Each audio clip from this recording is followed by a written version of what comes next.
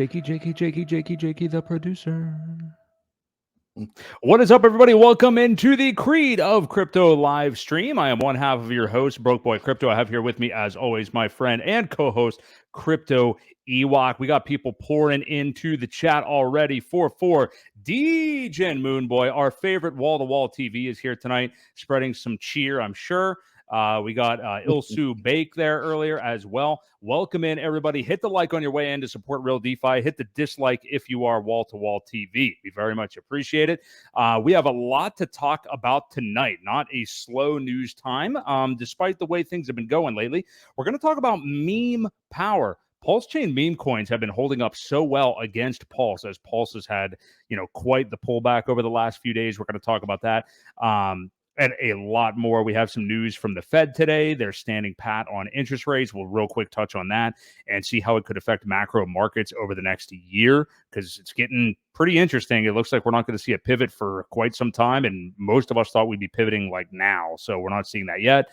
Some drama with some Ethereum L2s over the weekend. A whole bunch of stuff that we got to get to tonight. So Bitcoin or BitBoy launches the Bro token on PulseChain. We'll talk about that and a whole lot more. Welcome in, everybody. We are buying the dip. I did this morning.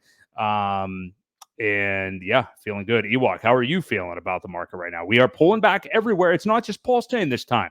We got Bitcoin to 57K. So how you feeling, Ewok?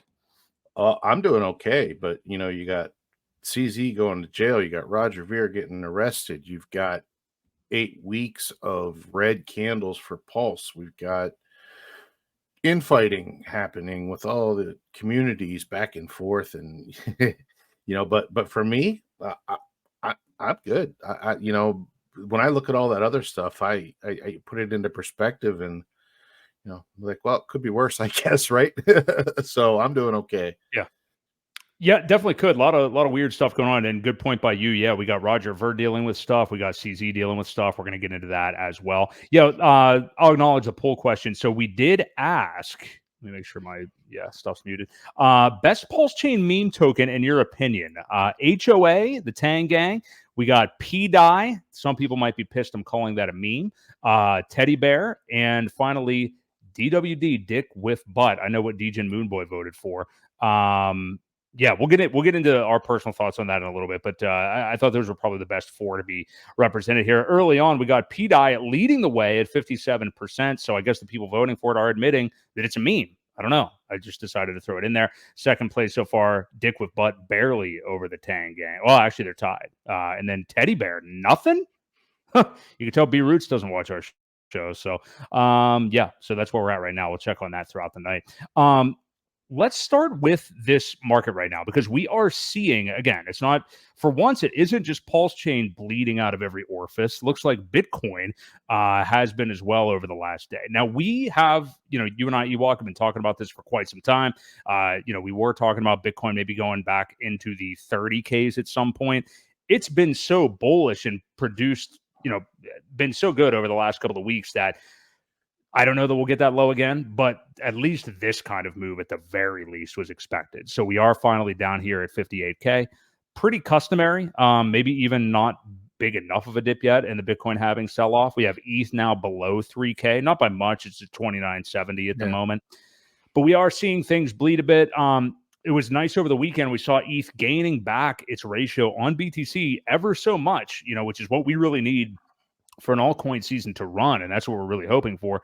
But now it's kind of back where it's been, right at that 0.5, 0.49 number or something like that. So looking at Bitcoin anyway and this market overall, what do you make of this, Ewok? Because I know we've been kind of waiting for this dip here. Yeah. So I think the average pullback was 38% after the halving. Something like that. So, I mean, we still got a little way to go if it holds true. Someone said that it was mirroring more the 2017 halving, whenever it happened last, than the one in 2021. So, if you measure this move down, we're only 10% down. So, I mean, if we hold true and go to that 38%, geez, I mean, you're looking 40 grand. Yeah, So, much where we said, yeah. so I mean, it could, and there's some support levels in here, right here at this between, I guess it's 20 26 and, well, oh no, I'm sorry, that's wrong. That was the percentage. Uh, 38 and 40 is Yeah. roughly where your next level of support would be if it goes through this 53,000. Because if it goes through this support that we're seeing right here back in February, where it kind of evened out a little bit. If it goes beyond that, it could really free fall. So yeah, I mean it's not looking good, but it's looking normal. When I say it's not looking good, it's just good for price. But for normalcy and cycle wise, it's doing kind of what it probably should do. Well, I just measured. So if we consider the recent top at right about 74K, which is about where it was, that a 38% would take us to about 46K. So I think with how well Bitcoin has performed, I could see it not getting down into the 30s at this point. That would be Okay. not that that's way off from 46,000, but I mean that I think that'd be a tad drastic. But it also was a tad bullish going up. I mean, nobody really expected. No one, if anybody that's telling you like, oh yeah, I mean, I saw an all-time high in Bitcoin coming before the halving this year. Nobody saw that. Nobody was calling No, for that. no. People would have said, in that range and higher, maybe the fall of this year. But people were not saying that before the Right. halving. And I So didn't I didn't realize I measured from that last candle, not from the top where I should have measured. So that's on me. But yeah, this is another level in here between, like I said, between 40, 44 and 47, 48 ish. And it does line up right with the 38%, puts it at 45.7. So yep, there yeah. you go. Yep, I like that. Grounded in Hex. Yes, permanent move to Wednesdays at 6:30, man. You got it for the show.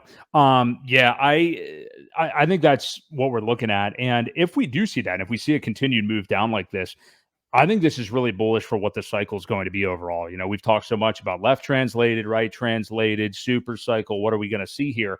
And a lot more people were calling for a left translated cycle because of that super bullish performance by Bitcoin at the first half of this year. But the more that we see this typical sell off and come down, and the longer it takes to get out of here and top off again, the better it is for this being a Yep. normal cycle, which we are in favor of. So, Yep. yeah, to your point, I mean, yeah, maybe not looking good in the short term as far as price going down, but looking good as far as like what you want this to look like overall from a health of the cycle perspective, right? Well, it's looking good for the dollar cost averagers, Hmm. because usually once this pulls back, you may not see prices like this again until the bottom of the very next cycle. So, Right. you know, on the way, you want to get it before it goes up, not after. Yeah. Yeah. But I'm enjoying this move. I don't know how much, the rest of crypto is, but I mean, I think this is Yep. good for the market overall. So we'll continue to track that. But yeah, I think we'll probably see more of a sell off here over the next weeks and months. So, Well, I was um, looking at it in the but terms of Ethereum too, and right now, it's looking like what you got about 19.2 Ethereum per Bitcoin. mhm, So that is coming down as well, and it's evening back out. That's kind of where we want to be. The strength of Ethereum coming back. Obviously, um, a lot of our value and things like that that are on PulseChain are very similarly tied to the base value of Ethereum because of the things that are bridged over there. So it is gaining some strength back. The dominance is pulling back as well. We're back to 53.8%, down from 57. So that's considerable as well. So just right. wanted to mention those things. Old Chunk of Coal is feeling very bullish tonight on the stream. He's enjoying everything we're saying so far. So appreciate you. Yeah, but yeah, we want to see ETH obviously creep back up. I think as as we see Bitcoin even out, things come down and things like that. Yeah, bad is sometimes good. That's the way it is. I think we're going to see ETH catch up and the altcoin market catch up because everybody's proclaiming ETH is dead and blah, blah, blah, blah, blah, and short-sighted idiots and, whatever. So we'll see that bounce back, I think, in altcoins as well here eventually. So just got to wait for that. Let's take a look at this PulseChain ecosystem. We're in the midst of a bloodbath. It's one of those things where, 50 weeks to shake out the weak hands. We talked about that. Matter of fact, I think we had a clip from last week's stream air today about it, and what that really means and people taking it too literally and stuff like that. We've hit 50 weeks now, basically, and we've seen a little bit of a dip here over the last couple of days. It's dipped with the rest of the market, but still, people not happy that prices are down. Sure. We actually saw a little bit of a move up. There's actually been extreme volatility here over like today. Like I've just been watching. I mean, we have just been like bouncing between almost hitting that for the pulse price, that 6 number flat, and then 6.5. It's just been bouncing back and forth. So it seems like there's a lot of big interested parties trying to do something at these levels right now. I don't know what that will ultimately lead to. I didn't think we were going to come down here. I thought we would hopefully stay at support. Jesus, up at the 4 zeros and an 8 number. That has not happened. So now we're down basically at another level. So that's where we're at with Pulse right now. Pulse X is 75% down off of SAC rate. Scooped some up today. Incentive token just over $3. We have Hex pumped a little bit in the last couple hours. We're going to talk about why later, but at 8.7 tenths of a penny. And then eHex is at 2 tenths of a penny or whatever, a little bit below that. So, do you want to pull up the Pulse chart and then just kind of give your views on like this recent price action? Because the start of this week is when we started to see some more major dippage and people getting upset with the price action again, even though this one has coincided with the rest of the market to a degree. So. Yeah, so here's that level that I drew a line on, several weeks ago and said, hopefully we can hold this. Well, it broke right through it. And the trend line that even Richard had shown on some of his charts, we broke through that too. So yeah, this could, it's not looking good. It's not looking good for price here. I think our next level of support could be an interesting one here. You got a lot of these candles that kind of tapped between 4 zeros and a 5, and 4 zeros and a 4. That could be our next stop level if we do. I don't mind it. I really don't mind it falling at this point because of how far it's gone already. The only thing I worry about is people getting liquidated with their loans and things like that. So just make sure that you're keeping your eye on the collateral levels that you've got. Make sure they're maintained, because it wouldn't take much for it to shoot down and hurt quite a few people. And we don't want you to, the idea of taking a loan is so you don't have to sell your crypto. But when you get liquidated like that, you lose it. So just be very careful. But yeah, the next levels, somewhere between 4 zeros and a 5 and a 4. So yeah, it's lost its strength. It's lost, I don't even have RSI on here, but yeah, it's just not looking good. Like I said, 1, 2, 3, 4, 5, 6, 7, 8 weekly red candles in a row.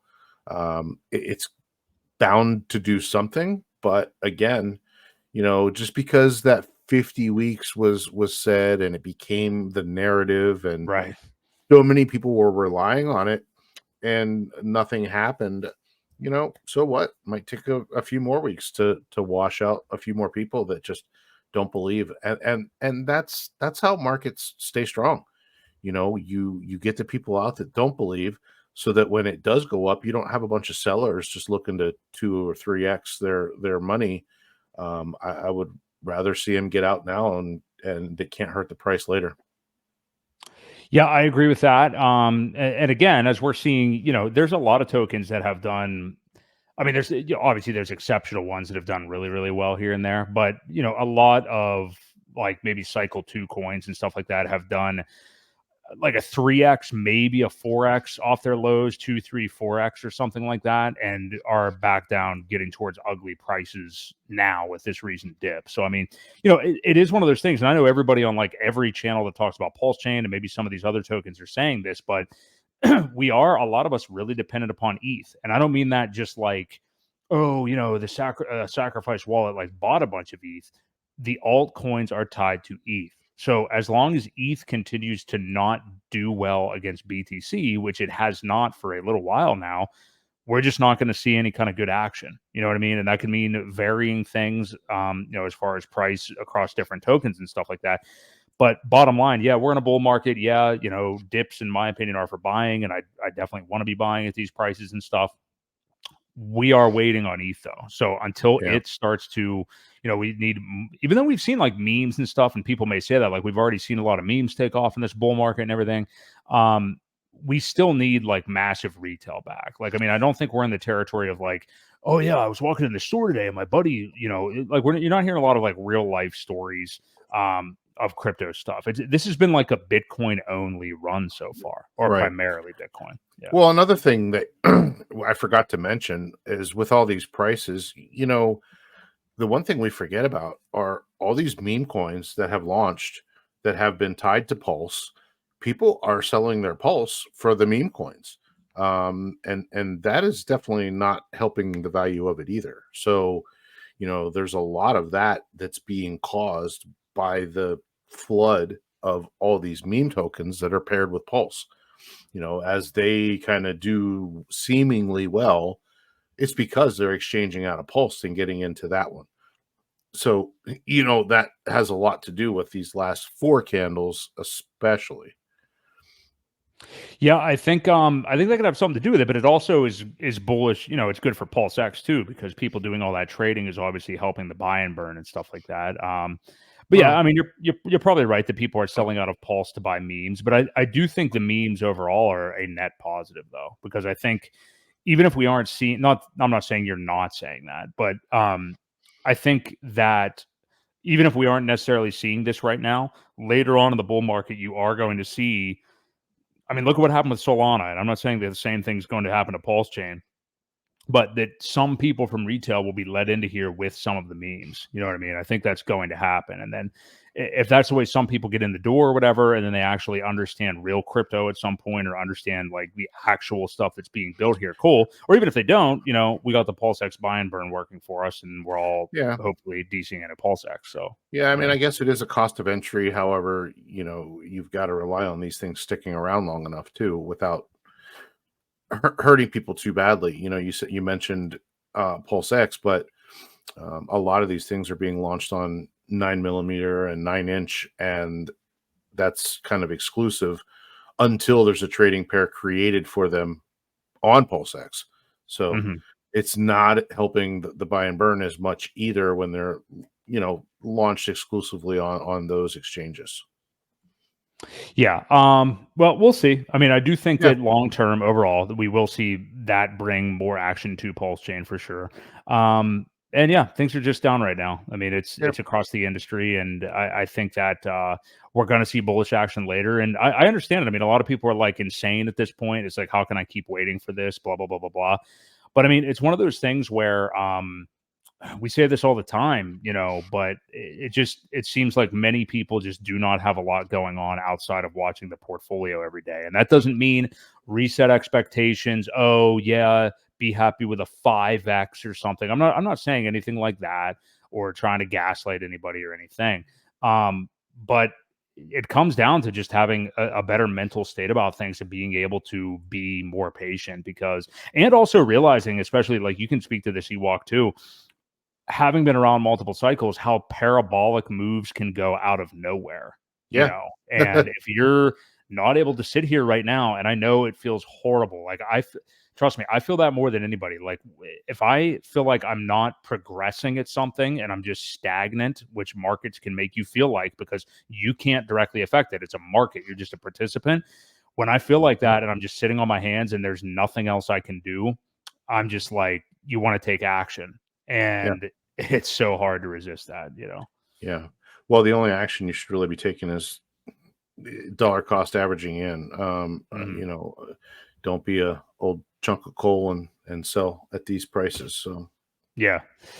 Yeah, I'm with you. Yeah, it's tough, and that's why I think these streams are good. I saw other people talking about this the other day. I mean, not just for PulseChain, but like crypto in general. I mean, other people that are going through the dips and stuff like that and holding. It's just it's that whole misery loves company thing, like commiserating to get through it together and stuff like that. Call it what you will, but yeah, cope can help. yep. Um, Okay, appreciate that old chunk of coal. Appreciate that. So yeah, DCA, DJ Moonboy says for sure. I did a little bit of that today. So Yeah. I did a little bit of that today. And as our conversation at the fire the other night, we'll probably see like a 25% dip since I did a little DCA today. So we'll be headed back down. Okay. Hey, you know what? Let's just go right into the topic of the memes on Pulse Chain doing well, since you just kind of brought it up right there. And I know, for anybody that's like a newer viewer or anything like that, Ewok is, more of a day one hexagon. He's a maxi. This guy, he doesn't have room for meme coins. He's not going to buy dick with butt. Me and DJ and Moonboy have tried to get him to do so. It's just not happening. This is a hex guy right here. Now likes his Pulse Chain, likes his Pulse X.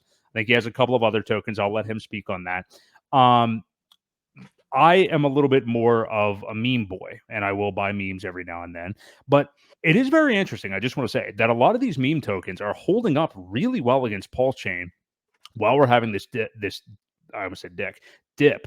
Dick with butt doing very, very well. The Tang Gang doing well. PDI at Atropa, that whole ecosystem. I don't know about Bear as much. It's been struggling a bit, but they've all been holding up really, really well.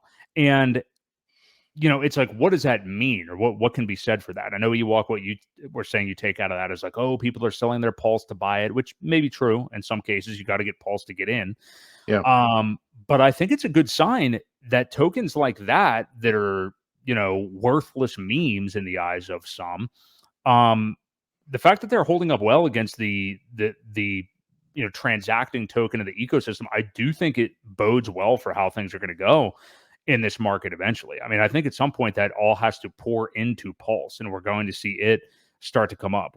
Again, the buy and burn is up over 4% now for Pulse X, which is just insane. So I Yeah. do think that stuff is going to be there. I just think that it's going to be later in the bull market, and people are underrating what can happen 1 year from now, a year and a half from now. So yeah, what do you? I want to ask you that. Like, what are your opinion on like some of the memes? I know you already talked about it a little bit, but like the fact that they are holding up so well, because I think it's impressive, and I do think it's good. We also see, I should shout out the 9-inch guys too, because their stuff's been doing pretty well lately. Yeah. Well, so Yeah. I think what's causing that is, and I'll give them credit. The HOA guys have been harping on this for a long time, and it's placing liquidity. Mm, When you buy your tokens, place a little bit of liquidity. If you want to take some profits, uh, you know, set your levels, and then kind of DCA out as the price goes up. That way, you're not hurting the price by selling. And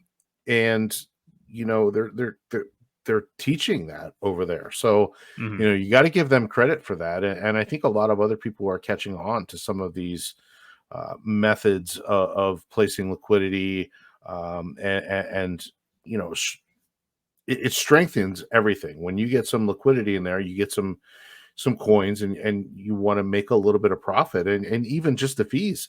If you want to do a full range of liquidity and not not a certain range, if you're doing full range, you're making fees on a lot of the trading. So you're able to take some profits that way just by capturing revenue from the trading that's happening. And people are happy with that. They're using some of those to either put back into the token. They'll harvest some of their fees that they're getting and put it back in. So there's just a lot of little ways to hold the prices of these up. You got a Mhm. lot of sub communities. They're pretty passionate about their individual projects, and that's another thing too. But in the meantime, it kind of fractured the whole community, and it's kind of probably what happened with Ethereum. But when Ethereum launched, it wasn't. It was a little different, right? You Mhm. you didn't have this core hex community, that ended up sacrificing for Pulse, and then this whole thing, and then it kind of fractured a little bit into the, well, now I'm a Pulse maxi. I'm not a Hex maxi anymore. I'm Pulse, and then you had the Pulse X maxis, and then so you had a three-way fracture there. And then you had all these other little things that kind of were created because obviously, founder envy, and I want to create my own thing. And so all of these other things splintered off of those. And it just, the way that it fractured out, there's a lot of energy that's getting split now many, many ways rather than focusing on one thing that we had before. And I think that's one of the reasons why Hex pumped like crazy, was because there was only one token. There was 100,000 or 120,000 people focusing on one thing. Well, the community has grown a little bit, but because of the way that it's splintered out, there's just not enough mass to keep everything up. And it's just a lot slower. But it is more organic, right? You've got these people in these little communities that are onboarding people into their community, which is all good for the overall ecosystem. I still believe that Hex and Pulse X are extremely undervalued for what we have. I mean, obviously Pulse is too, but again, it's a layer one that's going to take some time to build on.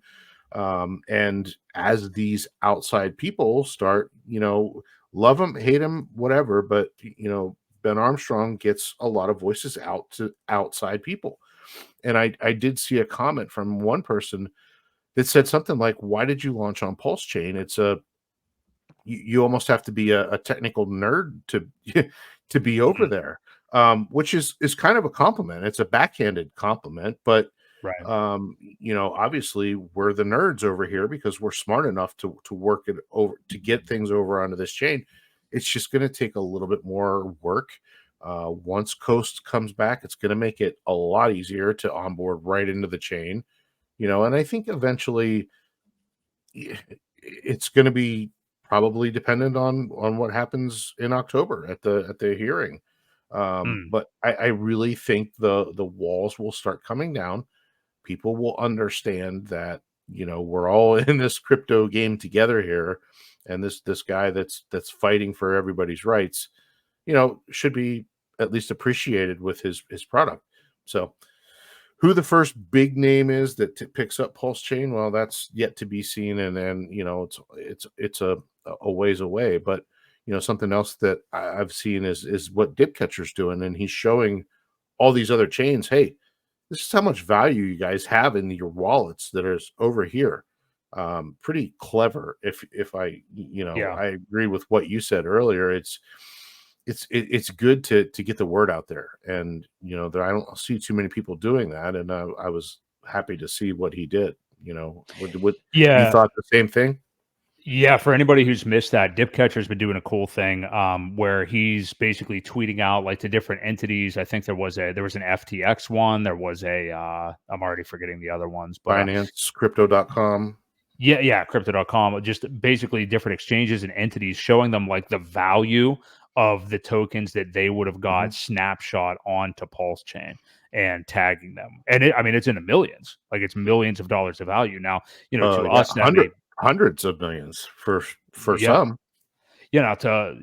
Some of that, like to us, maybe like, holy shit, that's insane. And maybe it's, I don't want to say a drop in the bucket, but not as big to those entities, but it still is an amount that you would think you would want to acknowledge and claim at the very least, even if you come dump them or whatever, like Right. come to the chain and see what's going on, But yeah, kudos. I know people have like shit on Dipcatcher for like, oh, he did gophers on Solana. And look, that isn't his fault that thing has been a disaster price wise. I don't think that was a result of hype, everybody wanting to get in on the ground floor of gophers on Solana, and too many people got in, so they dumped. That's what happened. Same thing that happened with the PulseChain sacrifice, frankly. So, I'm not blaming him for the price action on that. I think that's just the way that the thing went, basically. But Well, yeah, it is still early. We don't know. We don't know Right. what it's going to do at the end of the run. So Yeah. R- I tell you what, let me just do this shout out and then we'll go to the Ben Armstrong thing because you just brought it up. But if you guys are enjoying the stream so far, please do. We have 16 likes. I'm sorry, but that's BS. Come on. There's more of you guys here. Support the channel, support Real DeFi. We support all of you. We appreciate you being here. Wall to Wall TV, we even love him. I would spend a holiday with Wall to Wall TV. I would have a beer with the guy, whatever he wants, whatever he deems appropriate.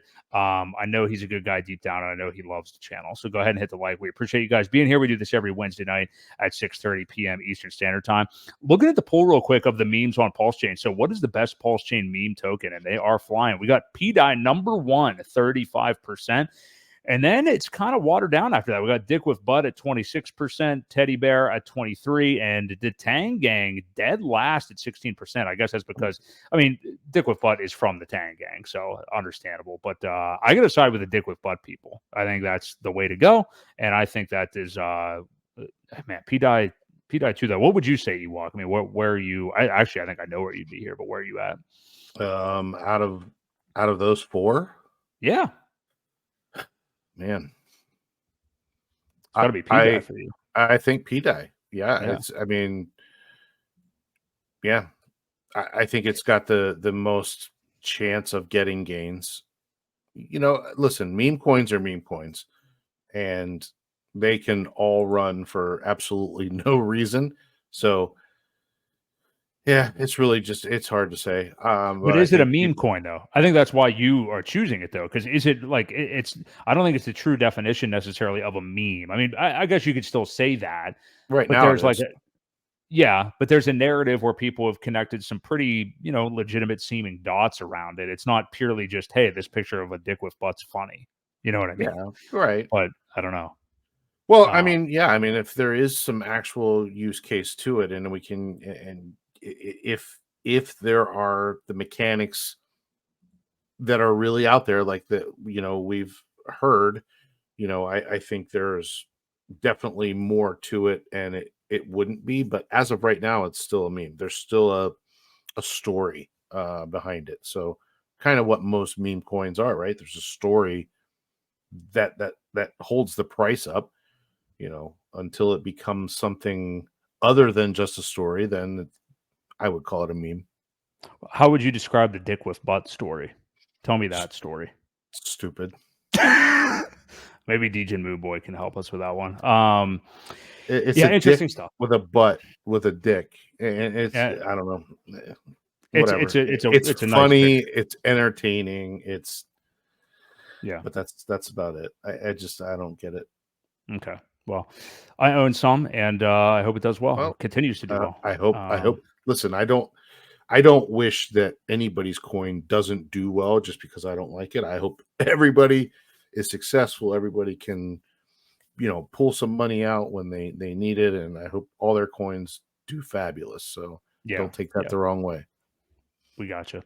The Ben Armstrong thing, just to touch on it quick, and then we'll move on to other topics. But so he launches the Bro token on Pulse, which looks like it's kind of commemorating his friendship with Richard Hart. Now, I don't mean that they're not friendly in any way. I mean, we've seen Richard actually was in his studio. He hosted the show one time, correct? I believe. Or yeah, he was there. They went to a concert together. They've hung out. So they're technically friends, I guess.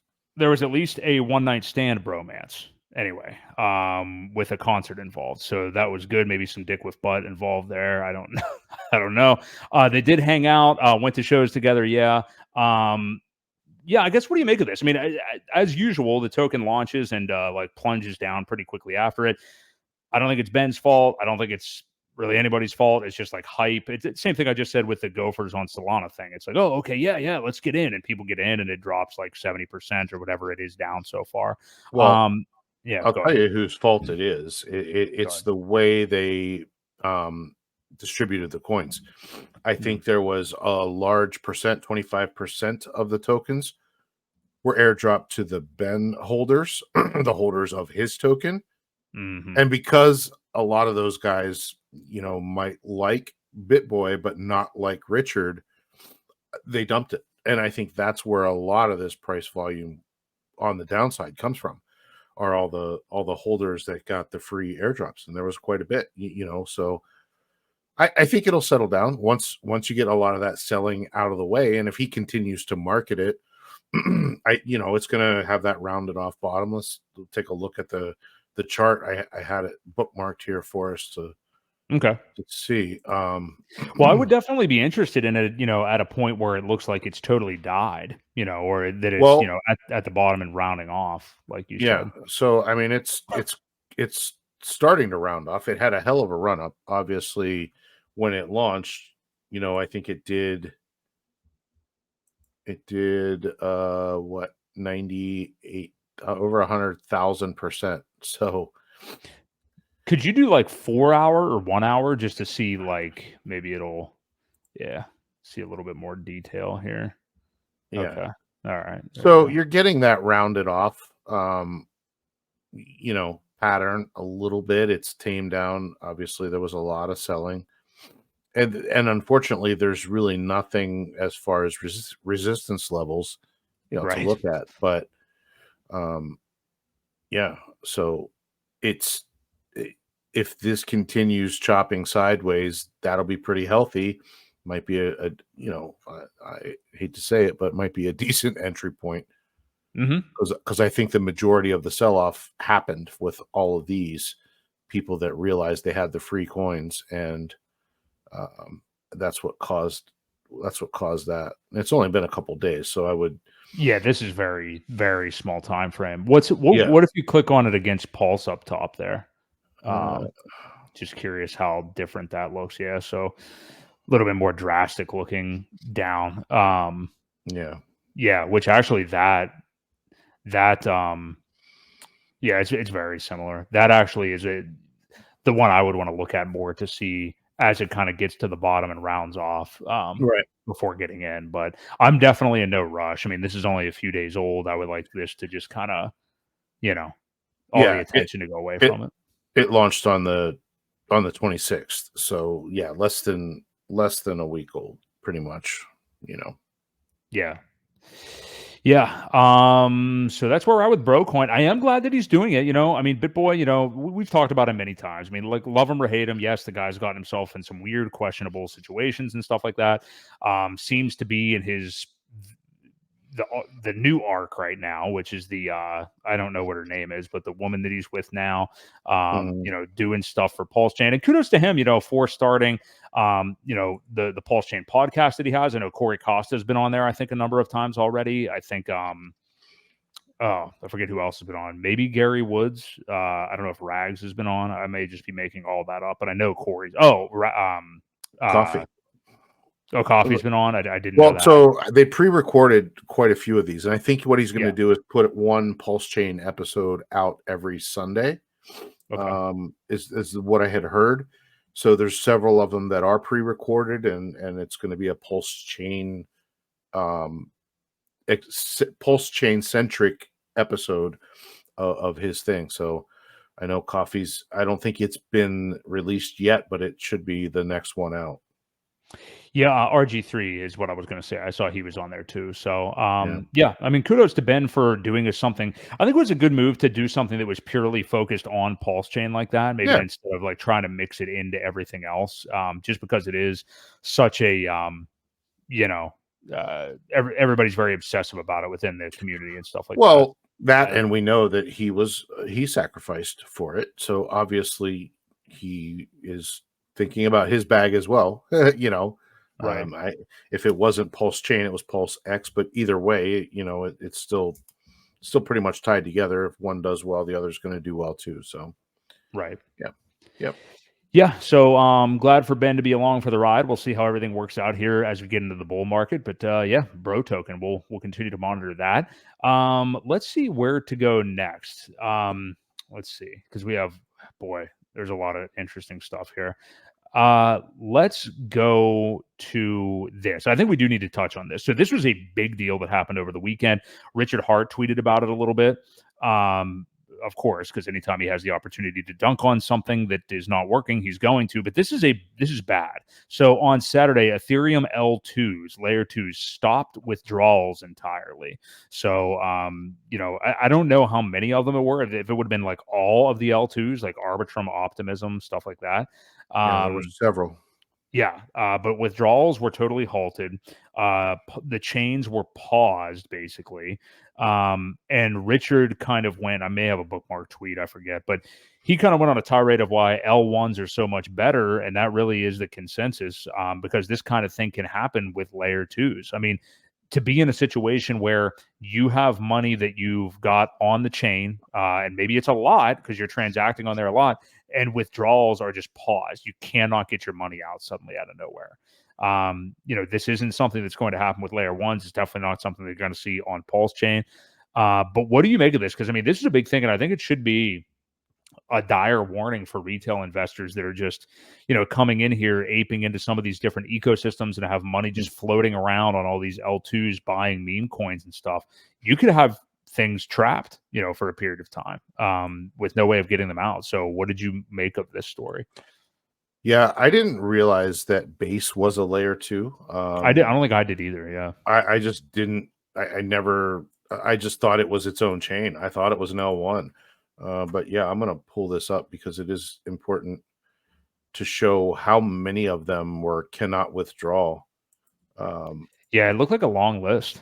It's a very long list. So I don't know if you can see that or not. Base is one of those chains that Base is on there. Well, yeah, I was going to say it hasn't done as well as Solana, but like it has had a narrative already. There's been tons of meme coins on it and a lot of like fake volume and stuff. And, people have been doing a lot on there. So. But you've got OP Mainnet, Base, Blast, Mantle, Starknet, Manta, ZK Sync, Era, Linnea, and Metis. You missed Arbitrum, right? Yeah, well, I guess I said Arbitrum. But Arbitrum was not it wasn't a cannot withdraw. It was a self-proposed. So I'm not sure exactly what that means. Okay. But either way, the exit window was 2 days. If you look here at that, so still at 2 days to get out of a layer two, that's a long time. And I remember back in the day whenever people were trying to avoid some of the gas costs, and I think it was Arbitrum that they were buying and selling Hex on, and I remember one of the first people was Hexologist or RG3, and they were sending stuff over and waiting for it to get back, and it was just taking hours. It took over a day, and that was back then. That was when the prices were going up. There was a lot of money that they were waiting for, and be like, "Holy shit! This is bad. It's taking a long time." I remember that whole thing going down, right? But yeah, it just goes to show you where unfortunately, some of these people are going to have to get burnt to realize that we need to focus on things that are real DeFi, things you can't shut off. And eventually the meme mania, the early, whatever it is, will die off, and, they'll lose enough money to actually care about where their money is and how it works. Still to this day, I can't believe Solana is as strong as it is, right? Just because of that on-off thing that it just gets shut off whenever they feel like it. And it baffles me to think that people put the amount of value in there that they do, knowing that could happen at any time. It's just, I don't get it. I don't understand it, but I don't know. It's a different breed, I guess. I don't get it. Yeah. I mean, like you were just saying, 2 days in crypto. I mean, depending upon what it is you're holding, and if people are kind of degenning out on some of those chains, I mean that is an eternity, depending upon what you're trying to do. Yeah, and for that to be a risk is just not good at all. So yeah, it'll have to be a caution to people. That happened on Saturday. Yeah, and I will say, like, the only time I deal with any of them is I do use Arbitrum 1 occasionally when I'm using that Spark Swap bridge to PulseChain. But I mean, I'm on that chain for 5 minutes. You know what I mean? That's about as long as, in and out. Yeah. So we could post the I forgot he mentioned the Big Mac chart too. That was pretty funny. Oh yeah. The price of the Big Mac for the last. What was the amount of years? Like how long was that for?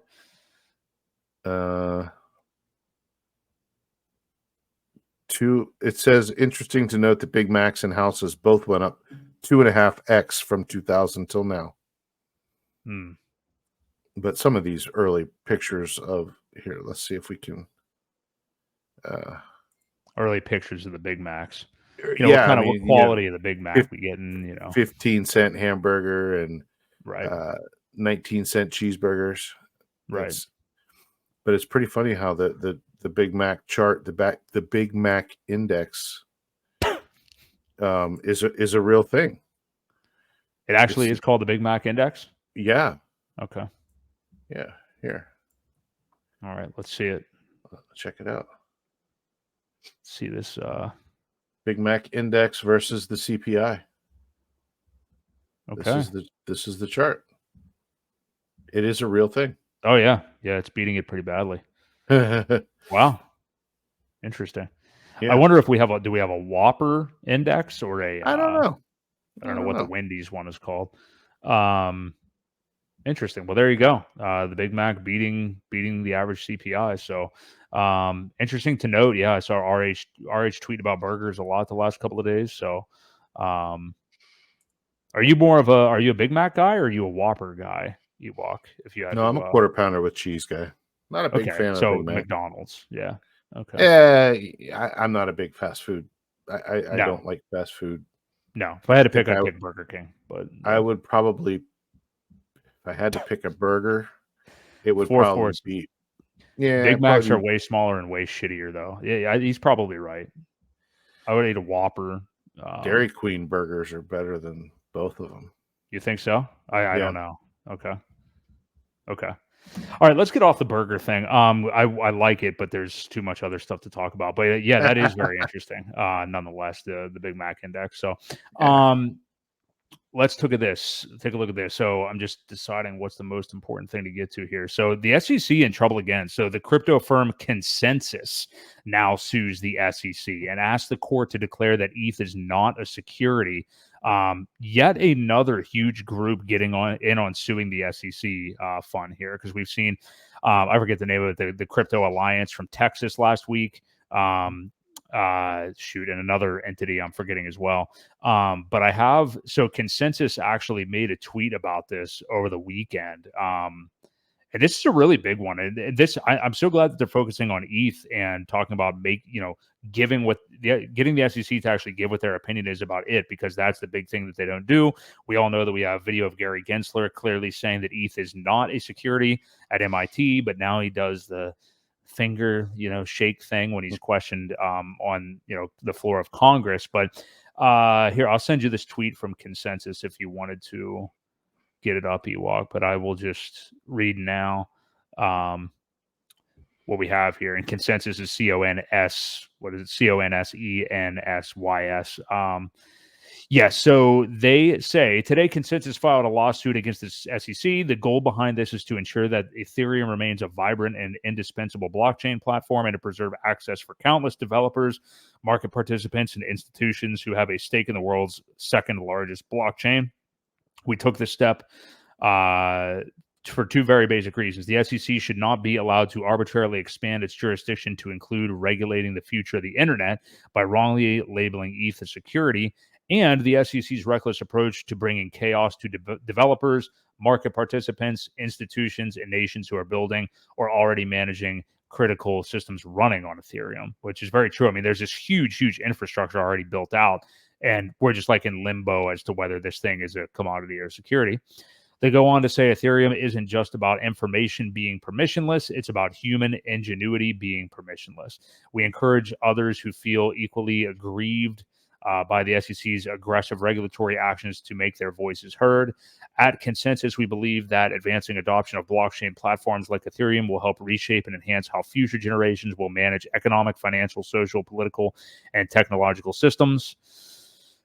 Creating a more equitable, transparent, and innovative world. Our mission is now under threat from an ideologically driven regulator, the SEC. We have time and time again witnessed the current SEC contradict itself with ever-changing views on blockchain, consistently mischaracterizing this technology and what is built on it as a shallow and doomed investment scheme rather than as the breakthrough technology that it is.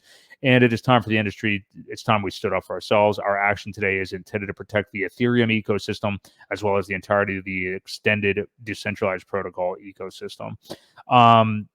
So I really like that they're actually attacking this from the Ethereum perspective, because that to me is the key to so many other things. Yeah. Like if the SEC, which they're not going to, but if we got an actual clear ruling, which a judge would make basically over the SEC, because they're not going to do it, that ETH is not a security. I think it would bring a lot of clarity to some people. Let's face it, people are going to buy it and do things on it either way. They don't really care what the SEC has to say, but it does stifle innovation. It does chase people out. And it's like we've talked about before, that kind of Operation Choke Point where like, oh, if there's any doubt cast over it at all, some of the weaker people will just never participate because we're not providing any clarity.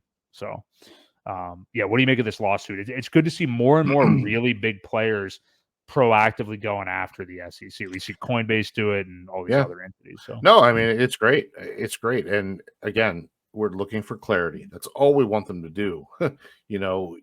You can't say one thing one day and then wake up and decide, well, if we say this today, we can go after these people too, And like I said, I can't wait till the judges just start throwing stuff of the SEC out because of their ability to set standards and make decisions and call stuff for what it is. I'm happy. I'm very glad. We need more people like this, and then you end up seeing the Bitcoin maxis say, well, of course it's a security. They're in the mind frame of everything else is a security. Right. Bitcoin's the only one that isn't. And, unfortunately, they've already decided Ripple wasn't. So if Ripple isn't, there's so many other things that aren't as well. And, I think they forget about that. So, I'm happy to see it. I wish these guys well. And, once more people realize we're all in this together, this is going to be huge for everything. And, once we get a ruling, it'll be, I think, more clear for people to move on. You've already got the ETH ETFs started. Where did they start? I forget what country they started. Hong Kong? Was it Hong Kong? I saw Humberto brought that up earlier. Yeah. I'm pretty sure I saw Humberto in the chat here. He showed welcome back, Humberto. Caught us live. So I mean, again, we need clarity. We need them to just start deciding stuff. Make this quick. Stop dragging stuff out, because that's the problem. These things take forever. No decision is made. And in the meantime, you got 10 other things that get piled up because they can't make a decision. So, more clarity, more of this nonsense will go away. And it'll be a lot smoother of a ecosystem for everybody. Well, and we say it every week really on the show when we talk about the SEC. I mean, we're getting to the point where like they've made so much news in losing, so made so much news in their corruption, people coming after them proactively, that like judges are not immune to seeing that. We've talked about that before. There's no way for them to go to like a safe room when they're overseeing these cases involving the SEC and not know what they're doing in the public eye. It's one thing because a lot of these judges, like they may have an idea of what Coinbase is or what happens on an exchange or something like that, but I bet a lot of them don't thoroughly understand DeFi in and out necessarily. I mean, some may, especially one like I think it's Peggy Quo that's going to be in RH's case, but like, they're not. They'll have more of an idea of what the SEC is overall than what some of these crypto things are, and they're going to be seeing that the SEC has been suffering, hardcore in these crypto cases, and they're just beginning to look more and more hasty. We posted a video the other day.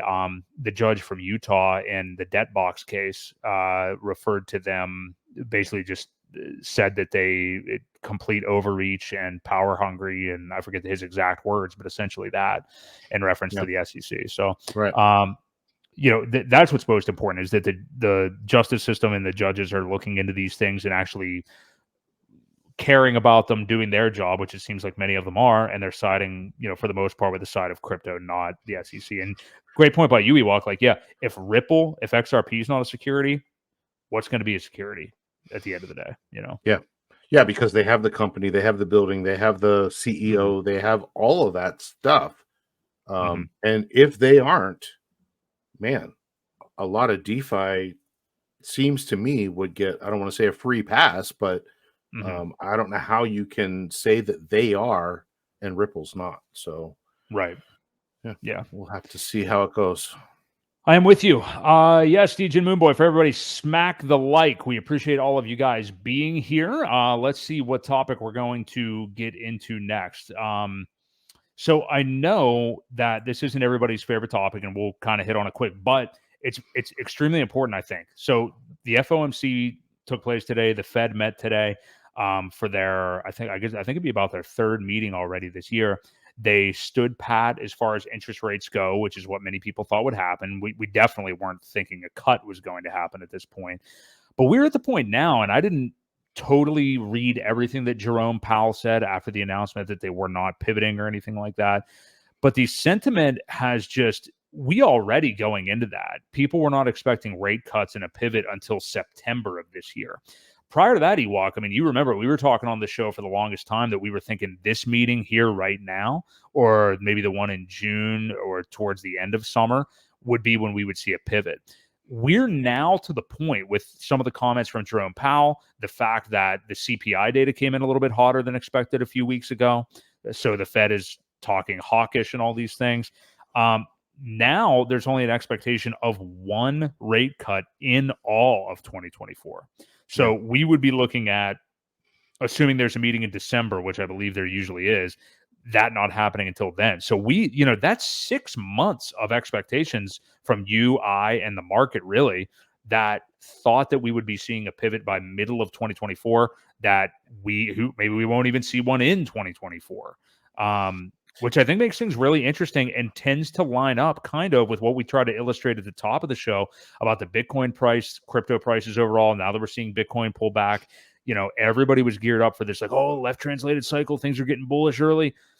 I think this macro stuff can only help lend to, we will see a smoother, longer cycle, especially if we're not going to see a pivot yet, because, we talk about it like a pivot is usually an initial bearish event. Even though it's bullish maybe overall, it is bearish for 30 to 60 days after the actual pivot takes place. Right.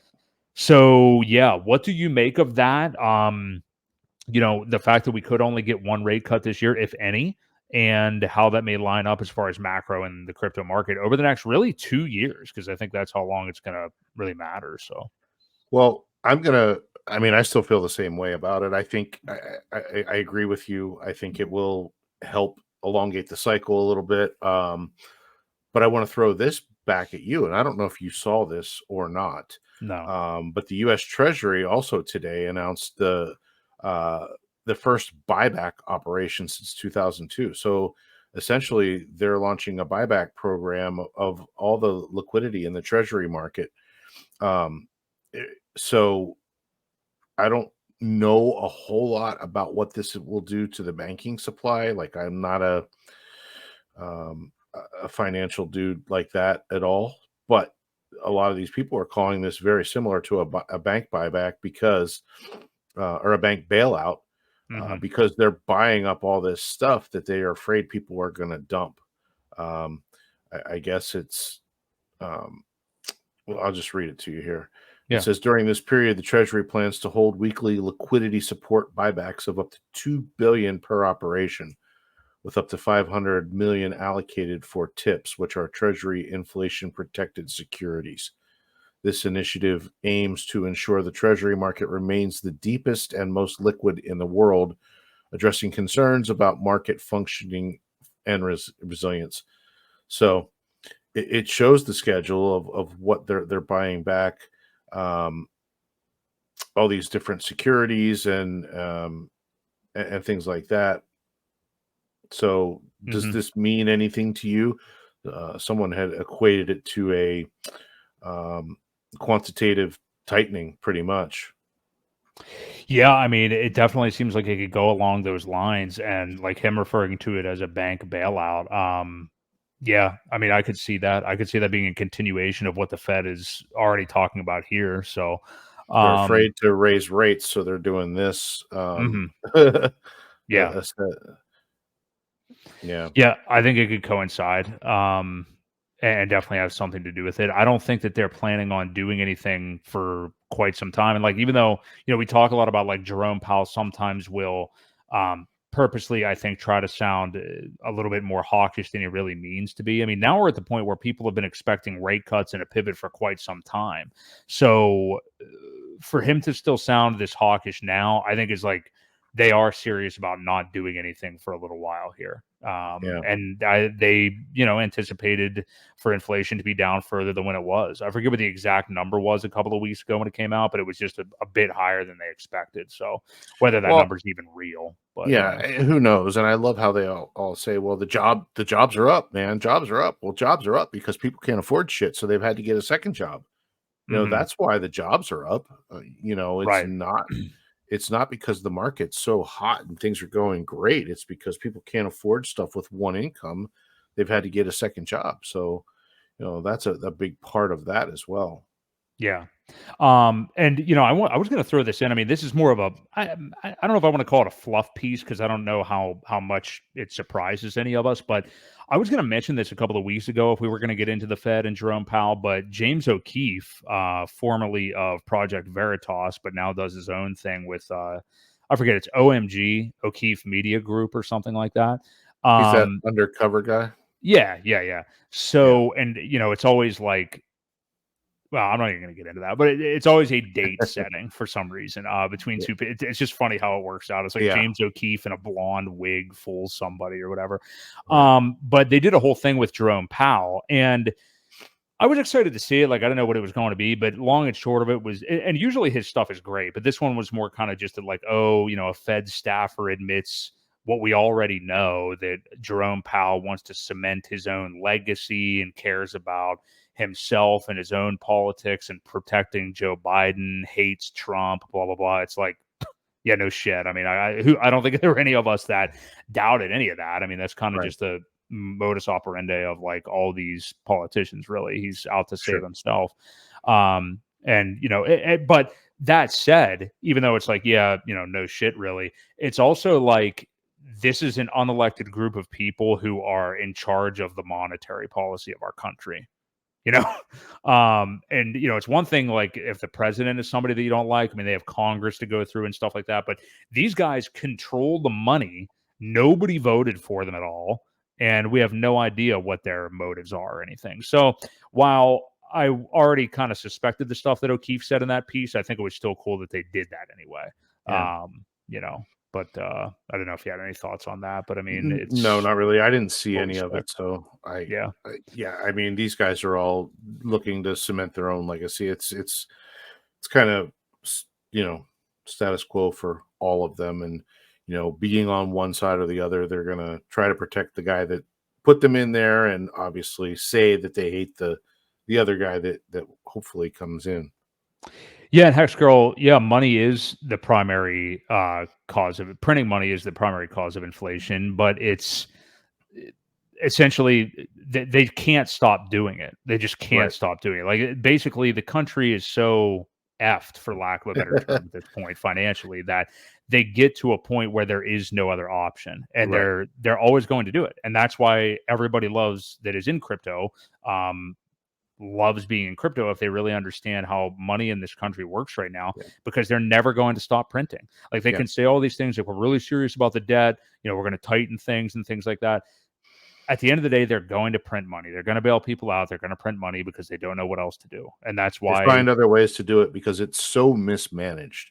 I think mhm, that's the best way to put it. The economy is so mismanaged, that they try to give too much money to too many people that doesn't exist, and you debase the value. I mean, look at the spending power over the last 50 years.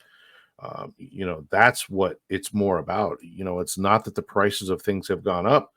It's that the value of the dollar has gone down because there is so much of it injected in because they've got to pay so many people off to do so many different things, that the money supply is just so overwhelming. It's not hard to get. That's Right. why you see the price of gold going up and all these cryptos going up. Um, Not to mention the value of the dollar going down. It's a pendulum that helps each other swing, but yeah, it's the debasing of the actual value of the dollar is really what the main cause. They've kicked the can so far down the road at this point. There's just no going back. Like Yeah, there's just it's too late. absolutely no going back. It's kind of like, just take it to the individual level. Like if there's somebody who's been living a life where it's like they have an expensive car that they actually can't afford and they have like a $500 a month car payment and like a house they can't really afford and then they lose their job or whatever. It's like they refuse to downgrade anything. Like that's the general American. Like I don't think many of us are like that because we're kind of more right-minded about money and stuff like that. But most people are not living below their means. Most people are grossly in debt, think that just because the car is outside in their parking spot that they own it, even though they don't own the house that they live in. I mean, mortgages are fine, I mean, as long as it's a low interest rate. But I mean, I think people are like, this is the custom of life that I have, this is what I'm going to maintain, and there's no way I'm going to go below that. And it's like, all right, well, you're screwed, dude. I mean, you will have no life if you keep trying to maintain this. So yeah, that's kind of where the money printing policy is at, and that's why I'd rather be in crypto than holding fiat currency at this point. So yeah. Anywho, good conversation there. Let's wrap up on this Ewok because I have somebody kind of calling for me here in the background here, I think shortly. So I wanted to, and we have a couple other things. There's some stuff that we can push next week, but I do think we have to talk about this. So new product protocol created for Hex Flex from Power City. Similar to other things Power City has done before and Liquid Loans as well. I know you kind of already have the skinny on it. And some people may be hearing like, I saw some tweets earlier like, hey, this is finally fixed Hex, or like an upgrade to Hex that, has, made it worthwhile again or whatever. And we did see Hex actually pump pretty decent relative to the rest of the ecosystem over the last few hours. Yeah, it's up 12%. In the last day, everything else is down slightly. So yeah, explain what Flex is on Power City and what it does for Hex, if you will. And I know there's a lot of stuff out there, like people talk about like Communis and how, it incentivizes long-term staking and Hedron and Icosa and stuff.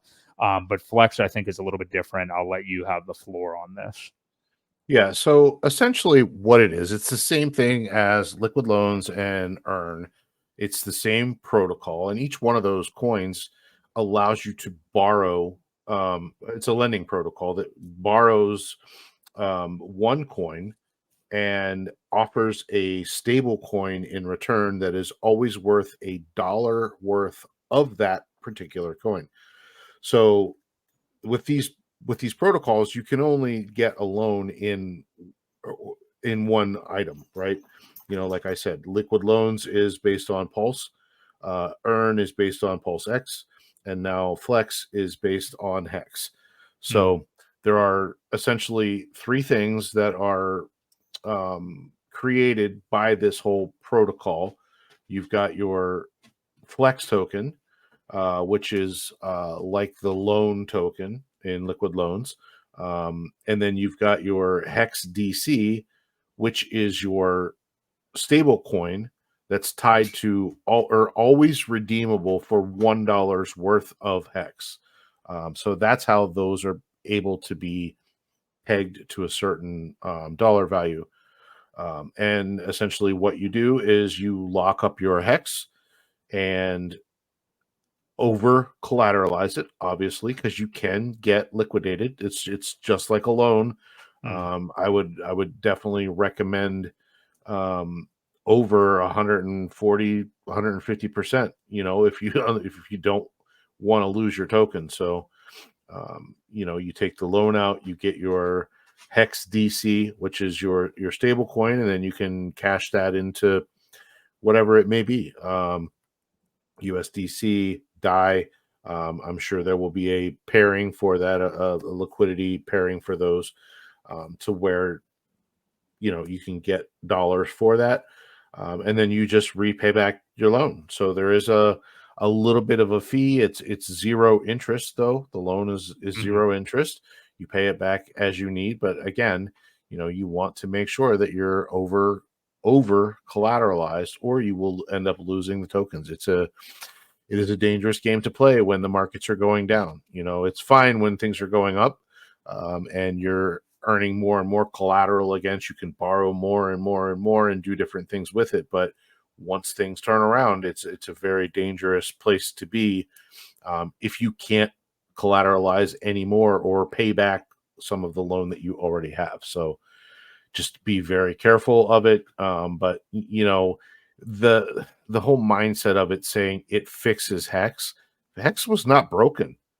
Hex is still, I still think it's one of the most undervalued protocols that are out there, and probably one of the best that is on Ethereum. It's just, the price doesn't show it right now. People aren't valuing it for what it is, but the T share, everything about the T share that there is one of a kind. So yeah, I mean, Mhm. that's the short, the skinny of it, of this one. This is also, like I said, this is done by Power City, who has just released the Earn one for the Pulse X. Just another protocol to allow you to borrow against your stuff rather than selling it. Yeah, I think that's terrific. And I am with you because yeah, I see that rhetoric out there of like, oh yeah, Hex is finally fixed and stuff like that. People say that, and honestly, even with the communist stuff and everything, like, I know some people may not like this opinion. I know Sami talks about it sometime, but like all these other things being built for Hex to like incentivize staking and stuff, it's like, well, why isn't it just valuable to begin with? Like if you're Right. getting paid out in the yield, and it's cool that other things are out there, like, oh yeah, this rewards long-term staking behavior, this rewards this or this rewards that, and that's cool. But it would be nice if it like didn't need all those things. You know what I mean? It doesn't. And I'm not Right, and I'm not saying that it needs flex necessarily either. Yeah, I'm with you. And I'm still with you. I mean, yeah, I think it's like the best smart contract that has been built on Ethereum and still is the best way to earn yield, if you want to lock up long term like that. I mean, I think it is great, and people just need to come back and realize it again. And will the market do that? And again, like Crypto Coffee was talking the other day. I mean, like maybe the goalposts have been moved or whatever. People like the price expectations are a little bit different now or whatever. But if you're earning the crazy kind of yield that is available in Hex on either chain, do you think total combined Hex will be even $1 one day? If you have any kind of substantial amount of money in it and any kind of long-term stakes, I mean, like you would likely do pretty well at that point. Yeah. I know it's not for everybody. I'm not condoning staking. You do whatever you want. I don't care what anybody does. That's totally up to you. Some people like, even if it's a portion of your portfolio that's like, you know what, I'm going to put this stack into Hex on PulseChain. I'm going to stake it out, X number of years, and that'll be that bag. Almost like, I don't want to call it lottery ticket, but just have a portion of your portfolio dedicated to that if you don't want to do it the whole way.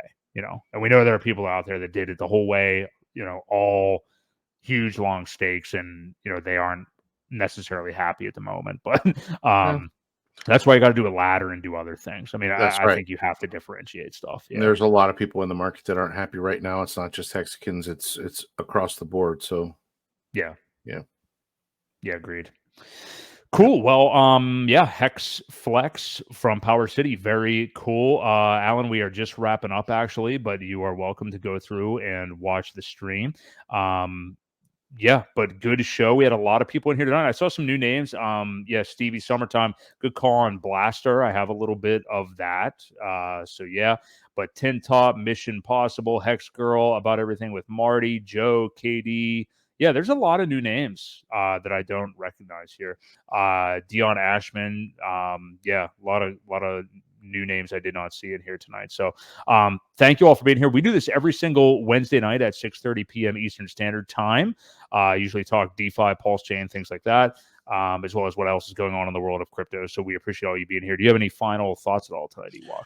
Well, I know we're not going to cover it, but I do want people to realize that ZKZX privacy protocol that was released by the GoPulse guys, they did pull or are about to pull the front end down. So if you had any of that token, you might want to look into what you should do with it. The front end got taken down. The contract still exists. So, your tokens aren't gone if you had them, but just, because we had talked about it before, I wanted to bring up to people that, they might want to look into what they should do next with it. So that's all I had. Yeah, definitely. We were going to cover that more as like a topic, but yeah, that's really all it is. Yeah, the privacy protocol. And we can get into like, will more privacy stuff be launched on PulseChain? Because that's a conversation that I wanted to have too. Just don't have as much time here tonight. So Sure. good stuff by you, Ewok. Talk So about it thanks next everybody. week.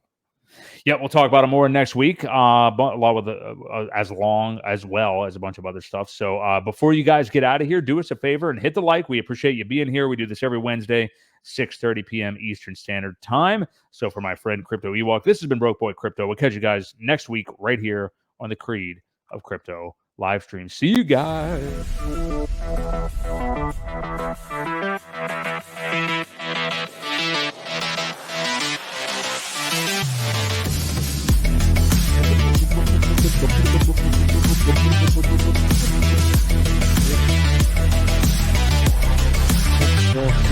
Island.